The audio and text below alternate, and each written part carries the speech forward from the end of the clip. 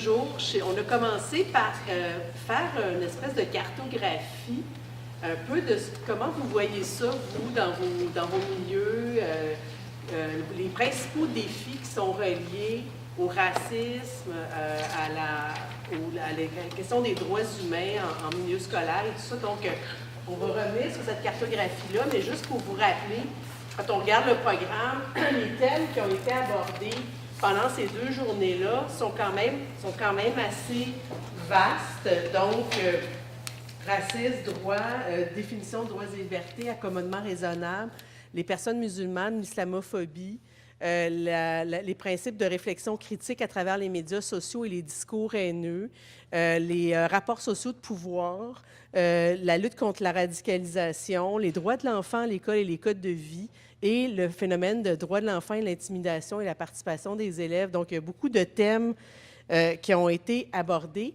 Et si on regarde, si on fait le lien, parce qu'on a identifié dans cette cartographie-là un peu les enjeux qui avaient été mis en place, qui avaient été dégagés des premières discussions initiales, il y avait beaucoup de choses qui se recoupaient, mais il y a beaucoup de choses qu'on n'a pas nécessairement retrouvées spontanément, mais qu'on aurait peut-être pu penser au départ.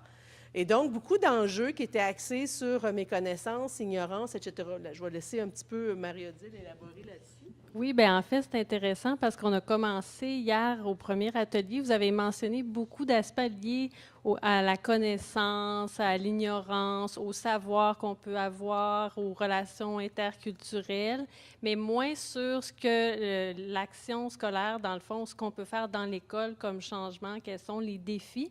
Et donc, on a nommé beaucoup plus d'enjeux sociétaux qui ont un impact sur l'école, mais où on sentait que vous aviez l'impression que vous aviez moins de prise sur ces aspects-là, puisque c'est sociétal, c'est dans les médias, tout ça, et ça joue à l'intérieur de l'école. Donc, on est parti quand même de cette réflexion-là hier, mais là, on a eu plusieurs ateliers sur ce qu'on peut faire dans la classe. Il y a eu plusieurs exemples. Vous avez été très nourris. C'est peut-être pour ça que j'en vois bâiller quelques-uns. Mais là, c'est le temps de vous réveiller. Donc, vous êtes parti de cette conscientisation-là.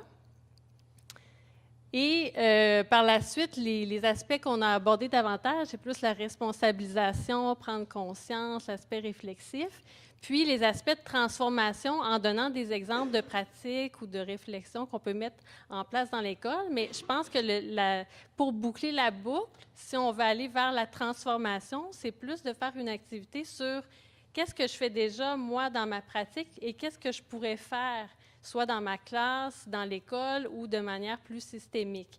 Donc, c'est aussi de se dire, j'ai appris des choses, mais qu'est-ce que j'en retire quand je retourne dans mon milieu? Qu'est-ce que je vais transformer? Qu'est-ce que je vais changer? Parce que si on est passif par rapport à un contenu, bien, on est plus dans la conscientisation, mais moins dans l'action, dans la praxis, si on veut. Donc, on a un petit... en fait, la question que vous pouvez vous poser en faisant l'exercice, puis je pense que Stéphanie l'a souligné aussi, c'est comment l'école et le personnel scolaire peuvent contribuer à réduire, voire à éliminer, si on veut rêver, si on veut être idéaliste, les inégalités, le racisme, la discrimination systémique. Parce que malgré des contraintes, il y a beaucoup de choses qu'une direction d'école, un enseignant peut faire dans son milieu, malgré les politiques, malgré les contraintes de temps ou de budget qu'on peut souvent nommer, en fait. Donc, c'est de dire qu'est-ce que je peux faire, puis comment je peux réfléchir à ça, puis c'est une grande question. Donc, ça vous demande de vous réveiller et peut-être de prendre un petit peu plus de café. Alors, l'activité ici, c'est qu'on a 2 questions. Peut-être que là, il y a des tables où il y a moins peut-être de changer de table pour être plusieurs, où on pensait vous poser 2 questions. Je vais peut-être laisser Réginald expliquer l'activité. Oui, qui ne sera pas très compliqué. Là. On a plusieurs tables rondes. Le but, c'est de partager un peu les réflexions, certainement sur ce qui existe déjà. Donc, ce que vous faites déjà, parce que le seul fait que vous soyez ici aujourd'hui, intéressé à parler de racisme, c'est fort probablement que vous avez déjà certaines actions. Puis on l'a vu, c'est pas parce que vous ne dites pas aujourd'hui, les amis, on va parler du racisme en classe, que vous n'avez pas des activités qui abordent les discriminations et qui peuvent avoir un effet de prévention. Mais même chose aussi, qu'est-ce que vous pouvez mettre en œuvre ou améliorer? Et dans ce cas-là, vraiment, on va essayer de faire cet effort de réfléchir à ce qui est à notre portée. Et notre portée, étant donné que nous sommes tous des acteurs du milieu de l'éducation, ça veut dire qu'on a un certain pouvoir. Je vous dirais certainement, souvent, on se dit, on va attendre les politiques, on va attendre voir qu'est-ce que le ministère va faire, on va attendre voir qu'est-ce que la commission scolaire va faire. Je vous dirais qu'en tant qu'acteurs, certains acteurs du ministère qui sont ici, certains acteurs des commissions scolaires aussi qui sont ici, on fait un travail quand même de sensibilisation, mais qui a quand même un effet, disons, qui doit avoir des influences sur des politiques, sur des mesures. Donc, ce sont des choses qui ont un effet, des fois qui peuvent prendre du temps à être mises en place, ou encore certainement qui ont un effet institutionnel, qui vont permettre de vous aider, mais des fois, au bout du compte, quand même en laissant ceux qui sont le plus proches des élèves le travail d'action à faire. Donc, c'est pour ça que je vous invite réellement à réfléchir sur qu'est-ce qu'on peut mettre en œuvre ou améliorer, quitte à dire, voici ce que ça me prendrait pour pouvoir le faire, voici le type de soutien, voici le type d'outils que ça me prendrait pour pouvoir mener ce type d'action. Là, ça devient intéressant pour nous pour dire, OK, voici ce pourquoi on peut travailler pour mieux outiller les enseignants ou les acteurs. Je vous dirais, réflexion dans la classe. Dans la classe, oui, si vous êtes prof et que vous travaillez avec les élèves, certainement cette réflexion. Mais si vous êtes universitaire, que vous avez des charges de cours ou que vous êtes professeur, bien, auprès de vos étudiants aussi, qui sont eux-mêmes probablement des futurs enseignants, il y a un travail qui peut être fait de ce côté-ci. Il y a des initiatives, des fois toutes simples, qui peuvent avoir un effet. Dans l'école, quel que soit le rôle qu'on a dans l'école, on a un rôle non seulement auprès des élèves, mais on a aussi un rôle auprès de nos pairs. Et ça, j'attire encore une fois votre attention sur non seulement les relations entre enseignants, mais même aussi sur le discours dans la salle des profs, qui bien souvent, lui aussi, dépendamment de la teinte qu'ont les échanges entre les profs au sujet des élèves, au sujet de la diversité, de l'immigration, des problématiques qui sont vécues, ont une influence directe sur les perceptions que les membres du personnel peuvent avoir au sujet des élèves. Donc, des fois, on a vu que la désinformation est un grand facteur de radicalisation et de discrimination, mais des fois, peut-être que l'information juste aussi peut en être un. Donc, est-ce qu'il y a des moyens qu'on peut prendre au sujet de l'école? Et évidemment, entre l'école, son environnement, les partenaires, que ce soit des organismes, mais que ce soit aussi les parents, bien sûr, à ne pas oublier. Bref, l'environnement, la DPJ, oui, les C3S. Donc, je vous dirais, on va terminer avec non seulement « voici ce qui se fait chez nous, c'est formidable », mais encore mieux, voici ce qu'on peut faire prochainement, avec un petit peu d'aide si nécessaire. Mais je vous dirais, là, c'est le moment là, où est-ce qu'on a un feu d'artifice de bonnes idées et on repart après ces journées d'études de « nous allons changer le monde ». Donc, on vous invite... On va prendre un petit 15 minutes. Vous avez les feuilles sur la table encore. On va faire ça rapidement, mais j'aimerais ça qu'on reste jusqu'à la fin parce que Georges Lemieux aussi qui va faire un petit mot de la fin, qui est du ministère de l'Éducation. Donc, partez pas tout de suite là, à la fin de l'activité. Et donc, on se laisse un petit 15 minutes pour écrire, peut-être échanger un peu, puis après, il y aura un petit mot rapide de la fin. Donc, Georges a dit qu'il y a un téléphone, fait qu'il n'y a pas de petit mot de la fin, à moins que tu veuilles le faire tout de suite. OK. Parce que sinon, je vais partir dans le milieu de mon... Oui. Bien, je voudrais remercier d'abord les organisatrices et organisateurs de l'événement et tous les participants. Laurent, Stéphanie, Laurent, tout le monde et les partenaires. Hein?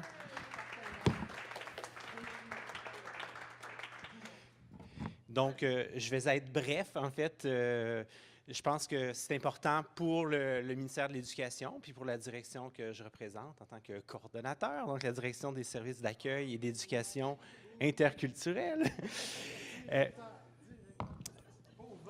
Non, ça ne se passe pas comme ça dans la fonction publique, mais c'est pas grave, on garde le cap. Et cette année, moi, je pense que je veux souligner aussi le fait, bon, c'est sûr que la participation est peut-être plus difficile. Il y a un contexte vraiment... pas facile, particulièrement à Montréal au niveau de la suppléance. On sait que le réseau scolaire est sous pression, mais avec l'arrivée en fait, près de 3000 demandeurs d'asile depuis le début de l'année. Mais je pense que cet événement-là, on n'en vit peut-être pas encore toutes les conséquences à moyen, à long terme, mais c'est important de prendre quand même le temps de réfléchir aux questions de racisme, de lutte contre la discrimination. C'est quelque chose que le ministère soutient, qui est important pour notre direction, mais plus largement. La production du webdoc, entre autres, c'est quelque chose sur lequel on a vraiment insisté. On croit que, même si aujourd'hui, il n'y a pas tant de personnes, il y a un effet multiplicateur là-dedans et c'est pourquoi on a donc un partenariat avec l'OFDE, notamment pour la production de ce webdoc-là et le site web, etc., mais aussi d'autres activités à venir. Finalement, moi, je voulais juste profiter de l'occasion pour vous annoncer quand même une bonne nouvelle parce que les bonnes nouvelles sont rares en ce bas monde. Et puis, je voulais simplement vous informer du fait que si tout se passe comme prévu, dans les règles budgétaires des commissions scolaires de l'an prochain, il va y avoir un nouvel investissement quand même assez important qui va cibler les milieux fortement pluriethniques. Donc, dans les nouvelles règles budgétaires, on va y avoir un 4 millions de dollars récurrents pour financer des intervenants communautaires scolaires dans les commissions scolaires les plus densément pluriethniques. Donc, une quinzaine de commissions scolaires au Québec vont être ciblées par cette nouvelle mesure-là. Je voulais quand même vous le dire, ce n'est pas encore approuvé, mais c'est quand même parti en consultation aux commissions scolaires. Donc, moi, je vous laisse sur cette belle nouvelle. C'est des choses qu'on essaye de faire pour améliorer les choses. On a aussi fait un appel de proposition récemment pour des projets ciblant la réussite des élèves appartenant à des communautés marginalisées, stigmatisées. Il y a eu une bonne réponse. Et puis, donc, c'est un des objectifs qu'on poursuit là, dans le cadre de la politique de réussite éducative, notamment. Je pourrais en dire plus. Je ne ferai pas un long discours.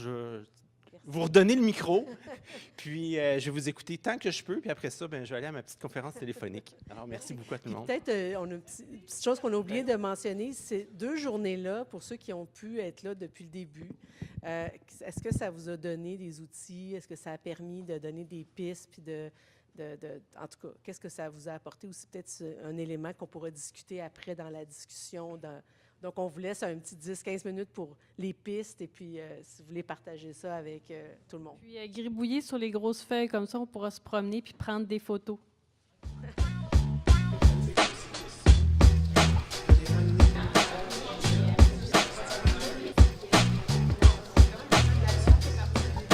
Alors, on a hâte de savoir ce qui a été discuté à chaque table. Je suis un petit peu curieuse. J'ai vu qu'à cette table-là, il n'y avait pas de notes sur la feuille, mais c'était apparemment secret. Donc, qu'est-ce que vous avez noté? Ah!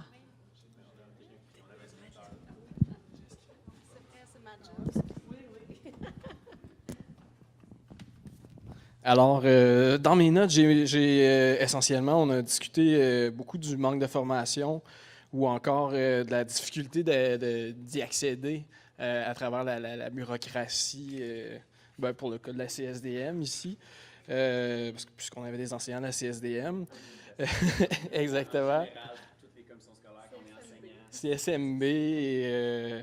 on a parlé aussi des façons dont on pouvait intégrer, dans le fond, les parents qui arrivaient de l'extérieur. On a parlé du cas des parents syriens puis d'initiatives qui avaient été faites, dans le fond, pour essayer de faire un lien avec la communauté, de présenter les élèves, mais aussi les parents.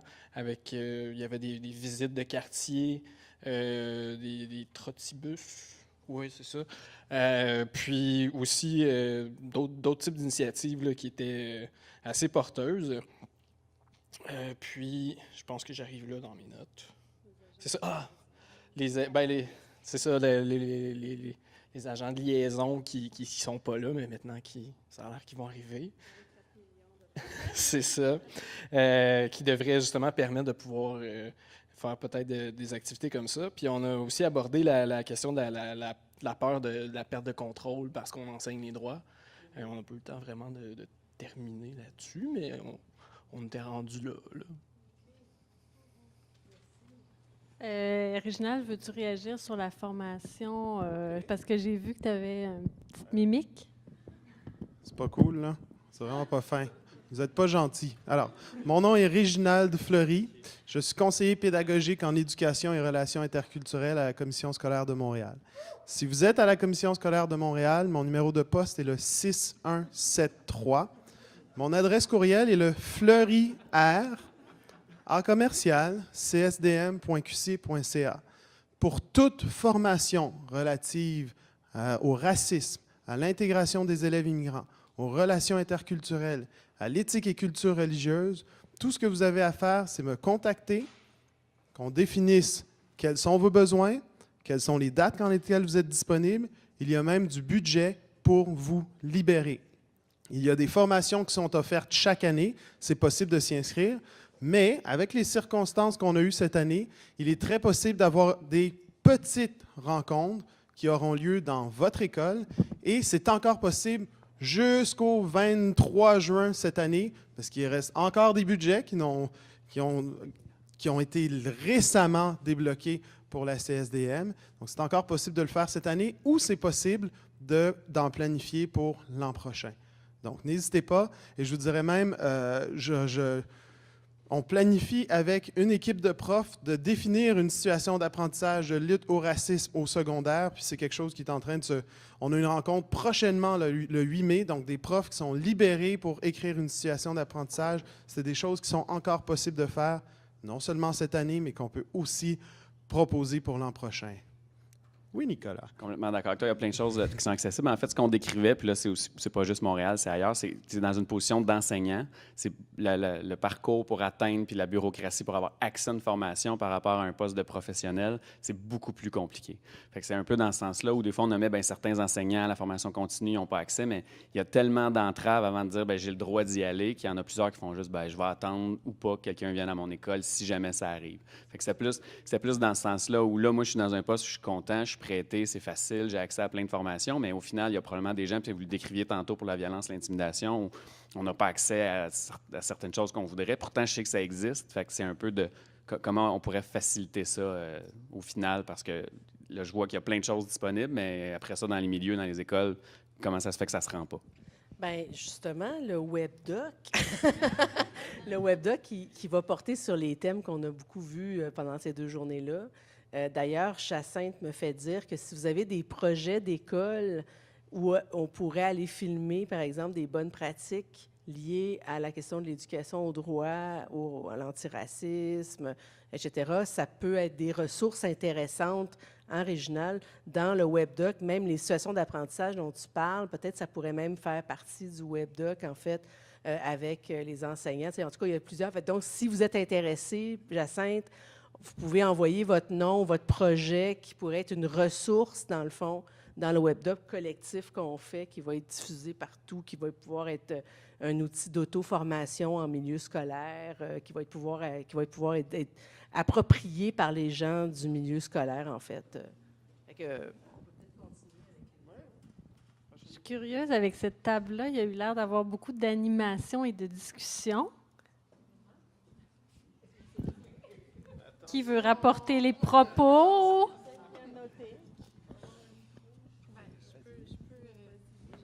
Oui, je vais expliquer un peu ce qui est sorti finalement. Donc, dans la section « Ce qui existe déjà », on avait le programme Vers le Pacifique, qui est un programme qu'on utilise au primaire pour la gestion des habiletés sociales.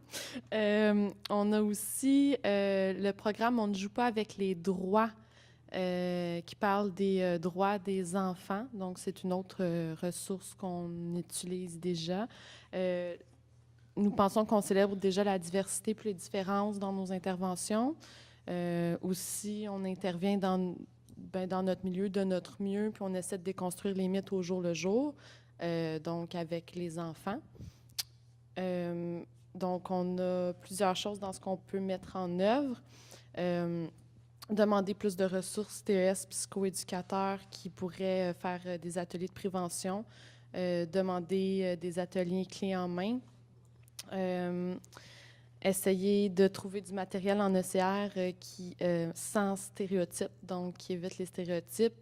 Il n'y en a pas beaucoup Mais on pourrait même demander, là, je pense à ça, je pourrais demander d'être libérée pour en créer moi-même. Non, mais c'est vrai. Agir en tant que modèle. Agir en tant que modèle. Puis là, on parle de nous-mêmes là, en tant que personnel, bien, puis tout le reste du personnel de l'école, parce que le racisme entre adultes, il y en a. Donc déjà, agir en tant que modèle, ça serait comme un bon point de départ. Impliquer les parents, puis surtout les considérer leur réalité. Faire les demandes de formation, donc peut-être être plus proactif là-dedans aussi, parce que paraîtrait-il qu'il y a toutes sortes de choses mises à notre disposition, mais dans le feu de l'action, on oublie ça facilement.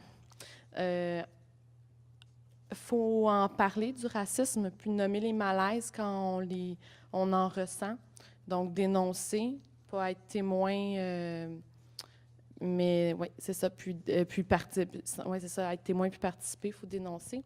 Créer des alliances, donc ça, c'était pas mon... J'étais trop concentrée à écrire, là. Oui, bien c'est ça, c'est sûr que seul dans une équipe école, ça n'a pas autant de poids que plusieurs personnes qui pensent comme nous puis qui participent au changement dans une équipe école. Donc, c'est dans ce sens-là, là, les alliances.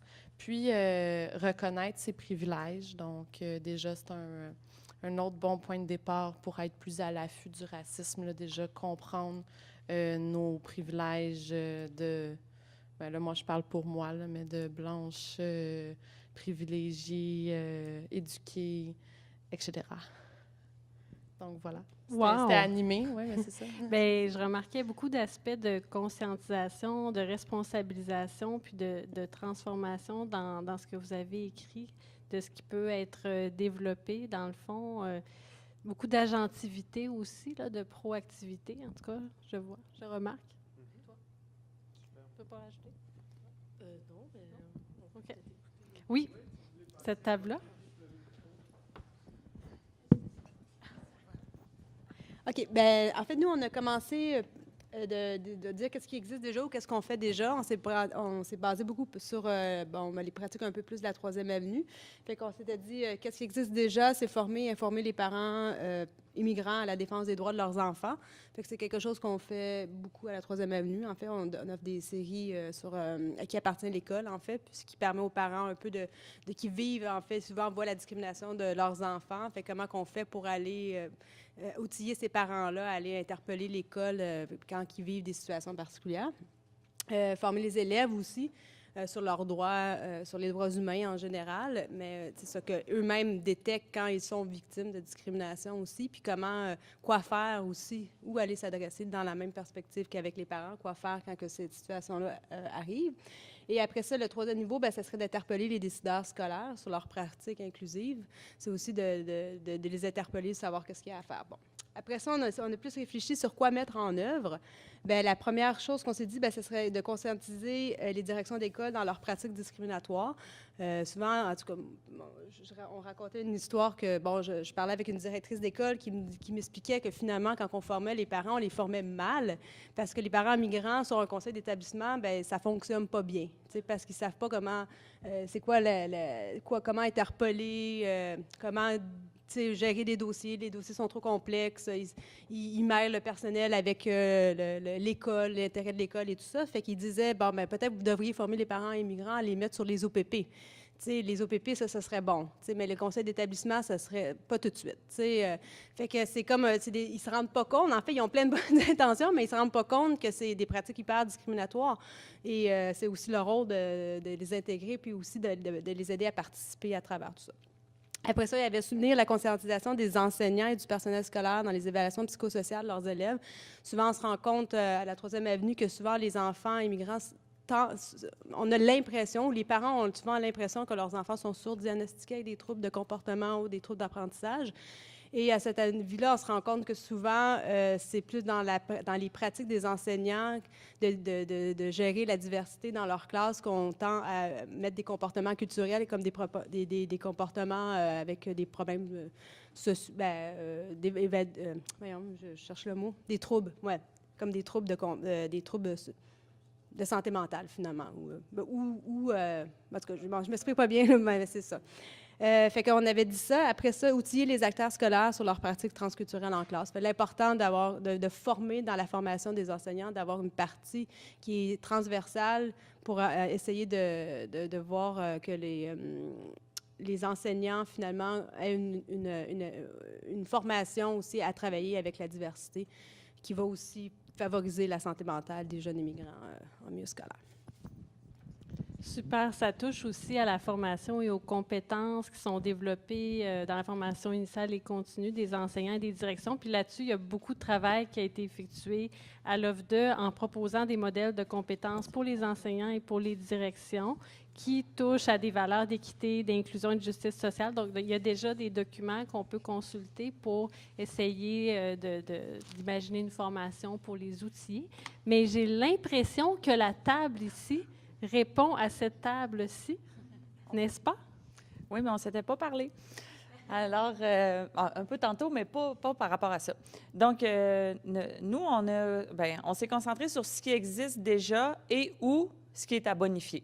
Donc, la formation initiale des enseignants, c'est quelque chose qui existe déjà. On a des cours dans les universités où tous les futurs enseignants sont initiés à la prise en compte de la diversité ethnoculturelle, religieuse et linguistique. À l'intérieur de ça, on est supposé aborder des thèmes comme la discrimination, les accommodements raisonnables, un peu tout ce dont on parle. Donc, dans la formation initiale, on fait aussi de la formation continue. On n'en fait peut-être pas assez. En même temps, c'est aussi au milieu scolaire de nous interpeller pour aller en faire.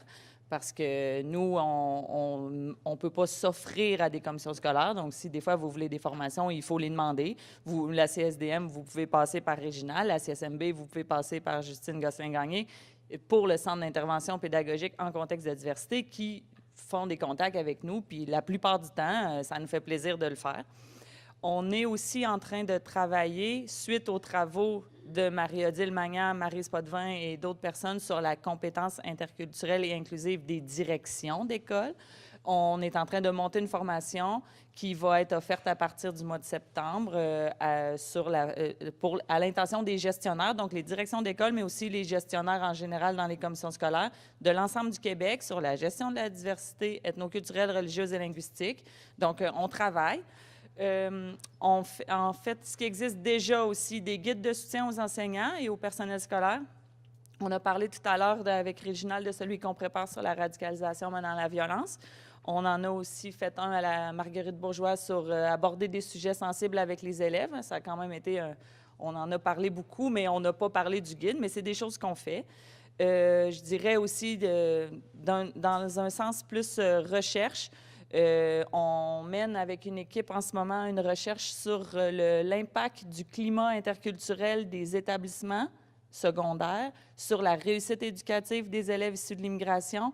Je le sais, hein, quand on dit qu'on fait de la recherche, ça fait 1 an qu'on l'a fait, puis vous n'aurez pas de résultats avant dans 2 ans, mais on travaille là-dessus pour éventuellement permettre on voudrait soumettre aux directions un outil diagnostique qui leur permettrait d'année en année, de faire un bilan du climat interculturel de leur école par rapport à différentes dimensions qu'on est en train de documenter en faisant dans des écoles multi-regards sur qu'est-ce que le climat interculturel de votre école. Entre autres, on leur demande, est-ce que vous pensez que votre école a des pratiques discriminatoires? La plupart nous disent non, mais on a aussi un questionnaire avec les élèves qui nous disent, la plupart du temps, mon école est injuste. Donc, on doit présenter ça aux écoles, puis éventuellement, d'ici quelques années, on fera un autre événement, puis on pourra présenter les résultats de cette recherche-là.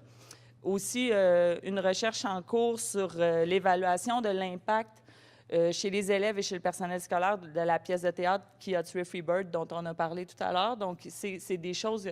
On ne peut pas vraiment toujours présenter ça dans des colloques, mais c'est des choses qu'on fait pour faire avancer la réflexion aussi, puis pour d'une manière, disons, peut-être plus, des fois, scientifique, d'être capable de bonifier les actions, parce que même les organismes qui offrent des pièces de théâtre, tout ça, nous consultent pour savoir si on parle de la radicalisation de telle façon, est-ce que c'est bien, est-ce qu'on est en lien avec ce que la recherche dit et tout. Donc, une autre chose.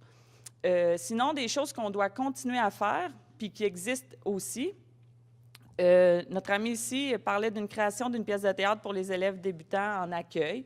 Donc, ça vient en lien de donner une voix aux élèves. Hein. On parle souvent sur les élèves, mais on parle rarement avec eux.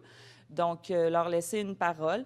On parle aussi de continuer des choses comme les petits déjeuners qui permettent à certains élèves qui n'ont pas accès au déjeuner le matin, entre autres, de pouvoir, pour être moins discriminatoire. Pour rapprocher l'école, les familles et la communauté, de continuer et de bonifier les banques d'interprètes, parce qu'on parle souvent de se rapprocher des parents immigrants, mais si on n'a pas nécessairement de moyens d'entrer en contact avec eux, de continuer à avoir des interprètes. Et je pense que j'ai tout dit ce qui est dans notre feuille. Merci, Geneviève. Écoute, Merci. Là, c'est parce que je voyais du monde qui commençait à partir. Puis là, je me suis dit, bon, OK, Evelyne a une coupe-tu le question. sifflet ou pas? Mais je vous remercie beaucoup. Tu voulais intervenir? Puis Evelyne aussi. OK. Dernière intervention, parce que là, tout le monde est en train. Non, solo pour dire, je suis brésilienne, professeure de l'Université de l'État de Rio de Janeiro. Donc, pour moi, solo pour dire les félicitations pour les organisateurs et les participants.